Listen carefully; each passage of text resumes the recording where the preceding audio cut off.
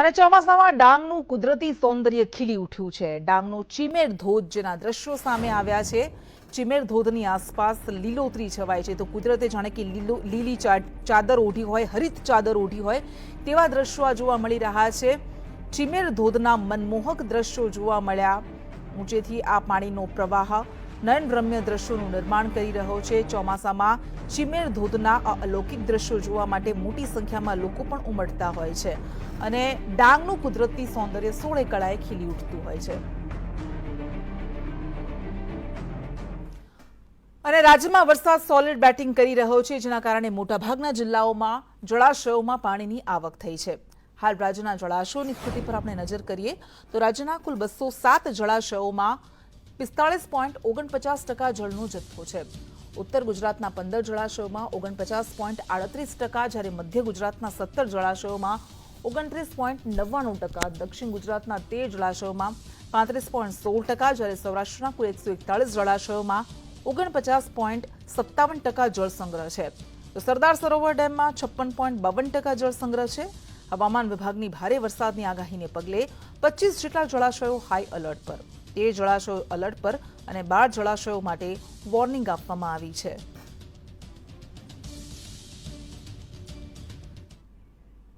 અને ઉપરવાસમાં સારો એવો વરસાદ વરસ્યો, જેના કારણે વડિયાનો સુરગો ડેમ એક બીજી વખત ઓવરફ્લો થયો છે। વહેલી સવારે ઉપરવાસમાં ભારે વરસાદથી ડેમ ઓવરફ્લો થયો। તોરી, રામપુર, અરજણસુખ, ખાન ખીજડીયામાં વરસાદ વરસ્યો। તો ડેમ ઓવરફ્લો થતા ખેડૂતોમાં ખુશી જોવા મળી રહી છે। ઉપરવાસમાં ભારે વરસાદને કારણે વડિયાનો આ સુરગો ડેમ ઓવરફ્લો થયો। આ સિઝનમાં બીજી વખત ડેમ ઓવરફ્લો થયો, જેના કારણે ખેડૂતોમાં પણ ખુશીની લાગણી જોવા મળી રહી છે। જળાશયોમાં સતત આવક વધી રહી છે, ડેમમાં જળસપાટી વધી રહી છે। આ જ સિઝનમાં બીજી વખત વડિયાનો સુરગો ડેમ એક ઓવરફ્લો થયો।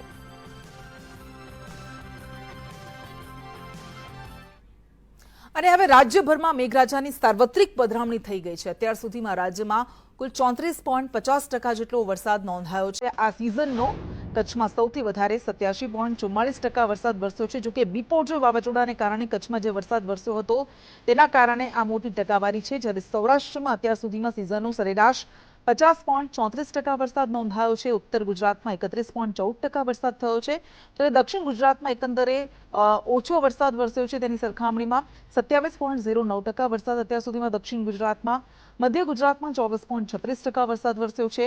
કચ્છ અને સૌરાષ્ટ્રમાં વરસાદનું જોર જોવા મળ્યું।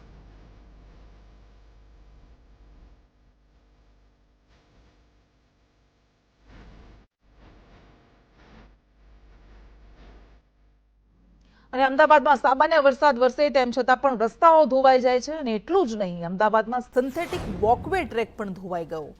રોડ બાદ હવે ગાર્ડનમાં ટ્રેક પણ ધોવાઈ ગયા। મકરબાગ ગાર્ડનમાં બનેલો સિન્થેટિક વોકવે ટ્રેન ધોવાઈ ગયો। હજુ તો 1 વર્ષ પહેલા જ આ ગાર્ડન બનાવવામાં આવ્યું છે, અને 1 વર્ષ બાદ આ વખતે થોડો વરસાદ વરસ્યો ત્યાં જ સિન્થેટિક વોકવે ટ્રેકમાં ભ્રષ્ટાચારના પોપડા દેખાઈ રહ્યા છે। મકરબાગ ગાર્ડનમાં બનેલો આ સિન્થેટિક વોકવે ટ્રેક વરસાદને કારણે ધોવાઈ ગયો છે, જેના કારણે તેની કામગીરી પર સવાલ ઉઠી રહ્યા છે।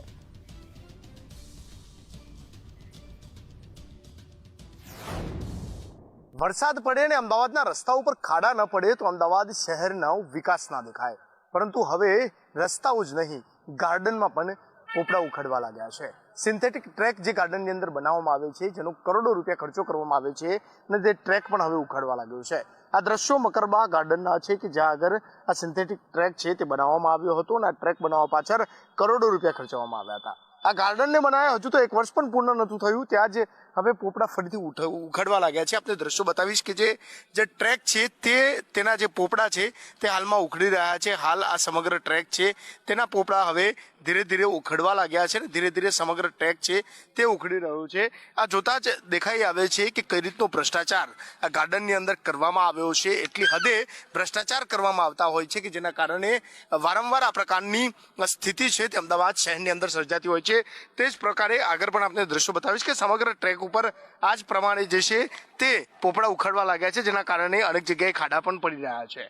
રસ્તા ઉપર ખાડા તો પડે તે સ્વાભાવિક વાત હતી, પરંતુ હવે સિન્થેટિક ટ્રેક જે ગાર્ડનની અંદર બનાવવામાં આવે છે, જ્યાં આગળ સવારમાં લોકો કસરત માટે આવતા હોય છે, તે ટ્રેક પણ ઉખડવા લાગ્યા છે. અને જે કોન્ટ્રાક્ટ જેને આપવામાં આવે છે તે ઉપરની મલાઈ લેતા હોય છે ને, જેના કારણે આ પ્રકારનું એકદમ થર્ડ ક્લાસ ક્વોલિટીનું જે કામ છે તે કરતા હોય છે, જેના કારણે આ પ્રકારની સ્થિતિ સર્જાતી હોય છે.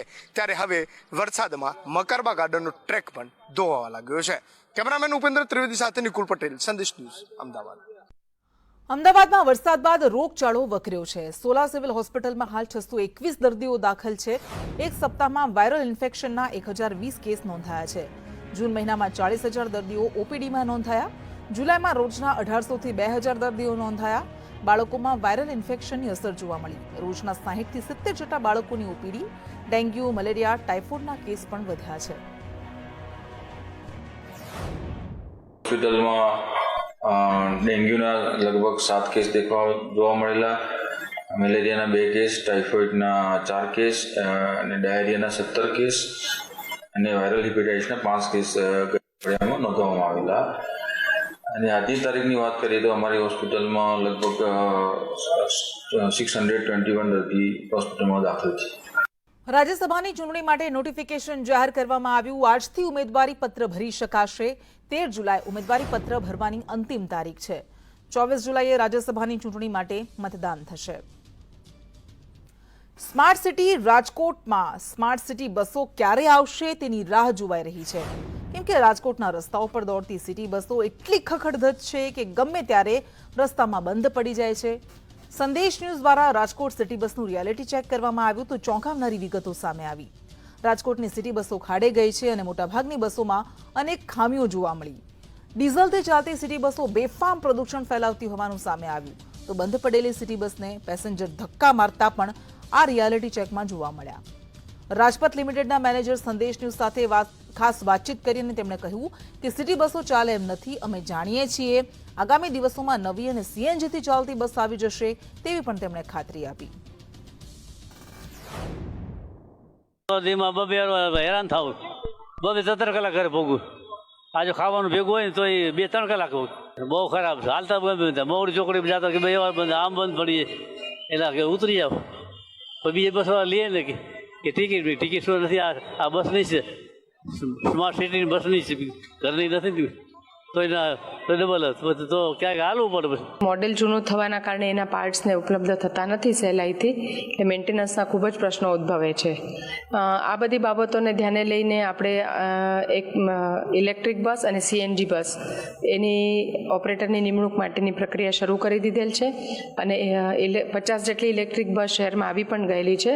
અને ટૂંક સમયમાં નવી 100 ઇલેક્ટ્રિક બસ આવે એટલે આ ડીઝલ બસ આપણે એનાથી કમ્પ્લીટ રિપ્લેસ કરવાના છે.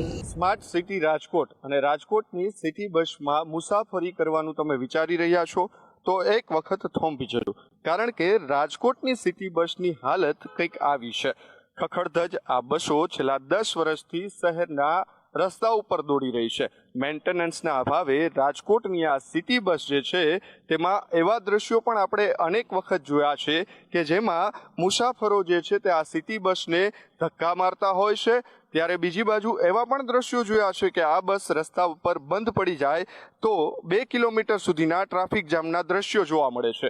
આનું કારણ એક જ છે કે મેન્ટેનન્સ કરવામાં નથી આવતી આ બસોને. કેમેરા પર્સન વિપુલ બોરીચા સાથે મયુર સરવૈયા, સંદેશ ન્યૂઝ, રાજકોટ. ટેકાના ભાવ નક્કી કરવા અંગે રિવ્યુ બેઠક યોજાઈ. આગામી રવિ પાકના ભાવ નક્કી કરવા માટે વેસ્ટર્ન ઝોનની બેઠક યોજાઈ. કિસાન સંઘ અને કૃષિ વિભાગના અધિકારીઓ બેઠકમાં હાજર રહ્યા. ગુજરાત, મહારાષ્ટ્ર, મધ્યપ્રદેશ સહિતના પ્રતિનિધિઓ હાજર રહ્યા. બેઠક બાદ ભારતીય કિસાન સંઘના મહામંત્રીએ નિવેદન આપ્યું કે વેસ્ટ ઝોનમાં સૌથી વધારે ભાવની માંગણી ગુજરાતે કરી. એરંડાના ટેકાના ભાવ મુદ્દે આ વખતે માંગણી કરાઈ છે તેવું આર.કે. પટેલે કહ્યું. એરંડાના ટેકાના ભાવ અત્યાર સુધી નક્કી નથી થયા.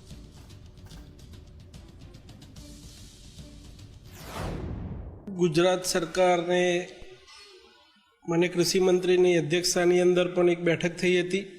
આગામી રવિ પાકના ભાવ નક્કી કરવાની એ બધા જ ભાવો ભારત સરકારને મોકલી આપ્યા હતા.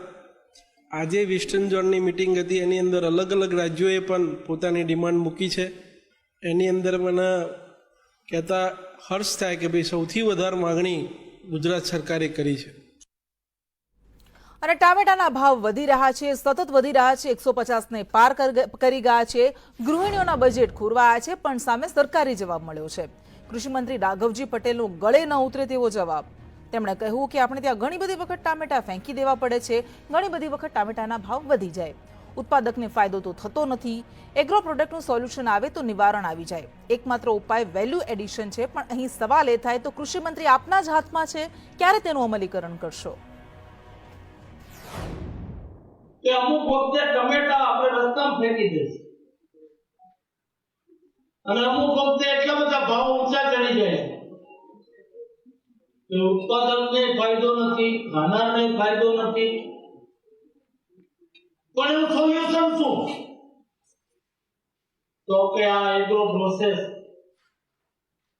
ઇન્ડસ્ટ્રીઝનો વધુ ડેવલપમેન્ટ થાય, વેલ્યુ એડિશન પ્રવૃત્તિ જો વધુ થાય